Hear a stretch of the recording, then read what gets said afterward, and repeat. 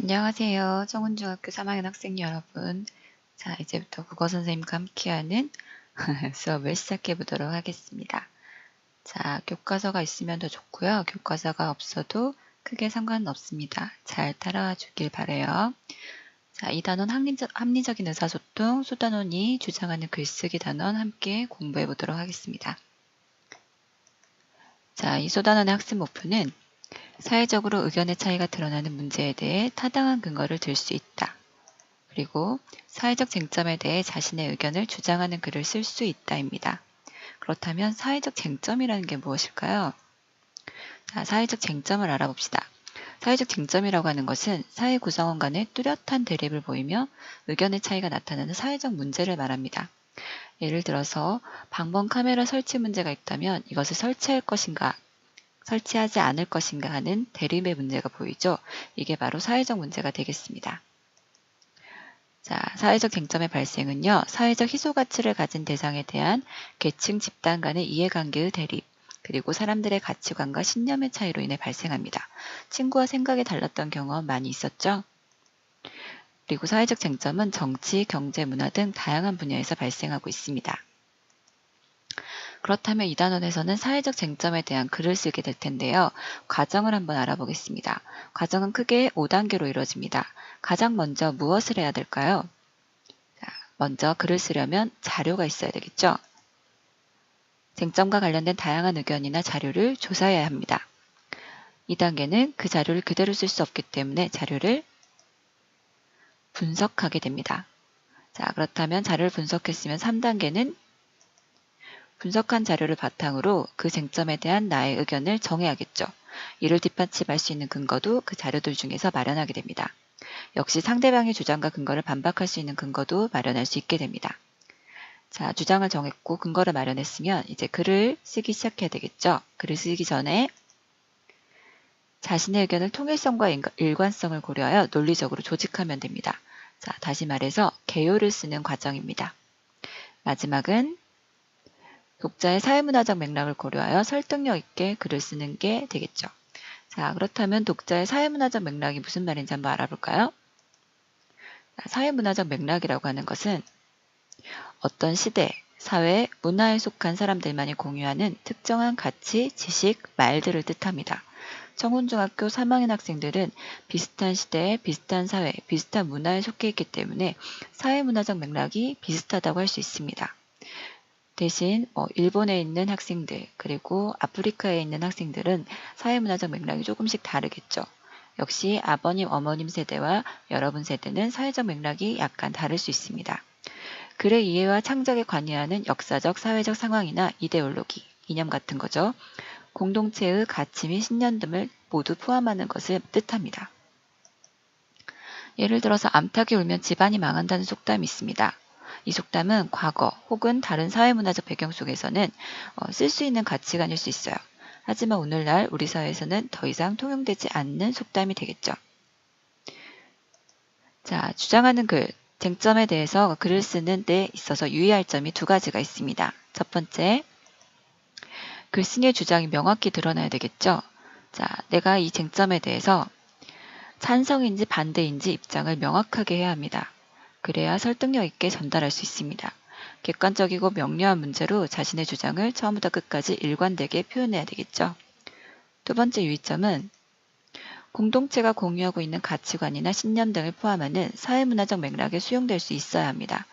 다시 말해서 그 공동체의 사회문화적 맥락을 고려해서 글을 써야겠죠. 자, 사회문화적 맥락과 밀접한 관련이 있다 그랬죠. 이를 고려하여 주장을 펼쳐야 역시 설득력을 높일 수가 있습니다. 자, 그럼 이러한 내용을 교과서를 통해서 한번 알아볼까요? 자, 교과서는 80쪽입니다. 사회적 쟁점에 관한 다양한 의견을 분석해 보겠습니다. 다음 신문기사 댓글 읽고 물음에 답해 볼까요? 자, 본문을 읽을 때는 항상 각 문단의 핵심 문장의 줄을 쳐가면서 읽는 훈련을 하길 바랍니다. 한번 들어보겠습니다. 공동주택 단지 내 방범 카메라 설치 논란. 최근 아파트와 같은 공동주택 단지 안에서 벌어지는 범죄를 예방하기 위해 방범 카메라 설치를 의무화하려는 움직임이 일고 있다. 무인 방범 카메라는 주요 출입구, 놀이터, 주차장 등에 설치되어 24시간 촬영할 예정이며 범죄 예방뿐 아니라 교통관리, 쓰레기 불법 투기 방지 등 다양한 용도로 활용될 것이다. 이러한 방범 카메라의 설치가 크고 작은 범죄를 해결하거나 예방할 수 있으리라 기대된다. 지켜보는 눈이 많으면 당연히 범죄도 감소하게 되기 때문이다. 실제로 지난 2012년 004 공공동 일대를 조사해본 결과 방범 카메라 설치 이후 범죄 건수가 47% 감소한 것으로 나타났다. 최근 도입된 카메라는 영상이 선명해서 길거리에 버린 담배꽁초에 불이 나고 있는지도 식별할 수 있다고 한다. 그만큼 화재나 도난 사건을 사전에 예방할 수 있는 길이 열린 것이다. 그러나 이에 대한 우려의 목소리도 만만치 않다. 우려하는 측은 현대인들의 집을 나서는 순간 감시의 대상이 된다는 점을 지적한다. 누군가 나를 지켜보고 있다는 의식은 시민들의 심리를 위축시킬 수 있다. 발전된 영상 장비는 범죄자의 식별을 쉽게 하는 등 이점이 있긴 하지만 악용될 경우 사생활을 심각하게 침해하는 등 폐단이 더 커질 수 있다. 결국 방범 카메라 설치는 이 사회를 서로 감시하는 공간으로 만들 수 있다는 점에서 마냥 두고 볼 일은 아니라는 입장이다. 네, 여기까지 읽어봤는데요. 선생님도 밑줄을 치면서 읽었는데 여러분도 밑줄을 치면서 읽었나요? 자, 그러면 이 내용을 한번 요약해 보도록 하겠습니다. 자, 교과서 학습 활동을 통해서 이 단락을, 이 긴 개사를 요약 한번 해보겠습니다. 방범 카메라가 있으면 좋은 점은 무엇일까요? 우리가 밑줄 그은 분들의 답이 있는 것 같아요. 자, 범죄 예방뿐 아니라 교통, 관리, 쓰레기 불법 투기 방지 등 다양한 용도로 활용될 수 있다고 했죠. 자, 그렇다면 방범 카메라가 있으면 불편한 점은 무엇일까요? 역시 마지막 부분, 중간 부분 정리를 해볼 수가 있습니다. 시민들의 심리를 위축시킬 수 있고 악용될 경우에는 사생활을 심각하게 침해할 수 있다는 게 불편한 점에 해당하겠습니다. 그렇다면 이 기사에 나타난 사회적 쟁점은 무엇일까요? 사회적 쟁점은 사회 구성원 간의 뚜렷한 대립을 보이며 의견의 차이가 나타나는 사회적 문제라고 했죠. 여기서 해당하는 문제는 공동주택 단지 내 방범 카메라 설치 문제가 되겠습니다. 자, 이번에는 댓글 단 친구들의 의견을 찬성과 반대로 한번 나눠보겠습니다. 방범 카메라를 설치할 것인가가 찬성, 설치하지 않겠다가 반대가 되겠죠. 자, 준이를 볼까요?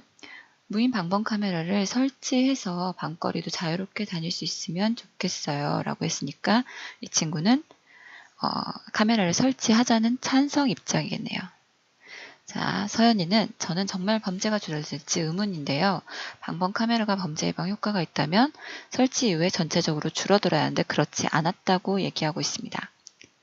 자, 그래서 효과가 미비하다. 다시 말해서 설치하지 말자. 서연이의 의견이 되겠네요. 자, 미선이를 볼까요? 사실 더 중요한 문제는 방범 카메라가 사생활을 침해한다는 사실이에요.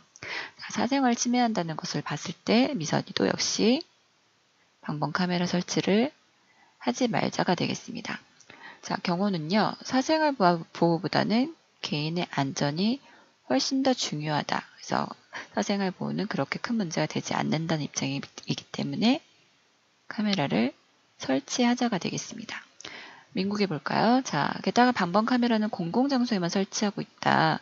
공공장소에서 잘못된 행동을 잡아내는 것은 바람직하다. 그리고 이거는 감시가 아니다. 라고 보고 있습니다. 자, 그래서 역시 설치하자는 입장이죠. 자, 보라를 볼까요? 저도 방범 카메라 설치가 범죄를 예방하는 데는 어느 정도 효과적이라고 생각해요. 자, 그러나 그것이 근본적인 해결책이라고 할 수 없어요. 방범 카메라는 범죄 현장을 촬영만 할 뿐이지 예방에 큰 도움이 되지 않습니다. 라고 이야기하고 있죠. 어려움을 당할 때 이웃이 달려올 수 있는 사회를 만드는 일이 더 시급하다라고 이야기하고 있습니다. 아이고, 자꾸 움직이네요. 자, 그렇다면 보라는 찬성일까요? 반대일까요? 보라는 반대에 가깝겠죠.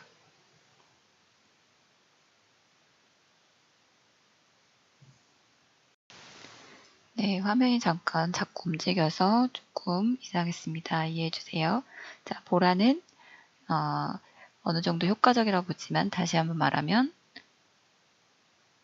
반대에 가깝다고 할 수가 있습니다. 자, 그러면 활동에 대해서 다시 한번 해보겠습니다.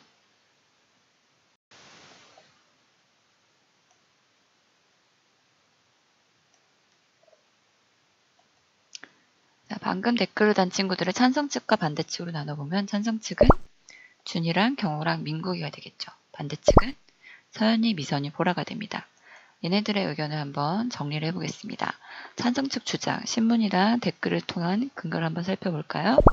자, 먼저 밤거리를 자유롭게 다닐 수 있다는 게 찬성측 주장이죠. 두 번째 근거는 개인의 안전을 위해 필요하다는 겁니다. 자, 세 번째 근거는 공공장소에서 벌어지는 잘못된 행동을 잡아낼 수 있다는 거죠. 자, 반대측 주장도 한번 보겠습니다. 첫 번째는 범죄 예방 효과가 있다고 단정할 수 없다, 미비하다라고 보는 의견이 있었죠. 두 번째, 사생활을 침해할 소지가 있다고 봅니다. 이게 가장 큰 이유였죠. 마지막, 이 사회를 서로 감시하는 공간으로 만들어 서로 간의 불신을 키울 수 있다. 이게 바로 반대측 주장이 되겠습니다. 기사문과 댓글의 내용들을 잘 이해했나요? 수업 시간에는 이 쟁점에 대한 내 생각을 정리하고 그에 따른 근거를 더 찾아보겠습니다. 오늘 첫 수업은 여기까지입니다. 안녕.